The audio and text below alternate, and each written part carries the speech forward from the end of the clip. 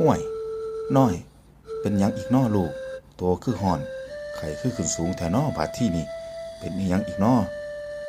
ย่ายค่ำแม่ใหญ่เห็นแบบนั้นก็เลยบอกออกมาว่าโอ้ยแม่นแล้วล่ะอีนางเอ้ยแม่นแท้ๆแม่นแท้ๆบาดที่นี่มันไข่มักไหม้ลำไส้แท้นางเอ้ยแม่ข่อยปากคอแห้งคักข่อยหิวน้ำอยากกินน้ำเด้ย่ายค่ำได้ยินแบบนั้นก็ฝากสวนออกมาทันทีว่าห่วยบ่ได้เด้อถ้ามึงกินน้ำตอนนี้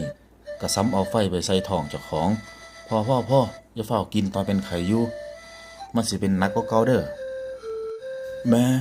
ข่อยอยากกินหมกม่วงสมๆเนาะคือสิสวงวะนี่ล่ะ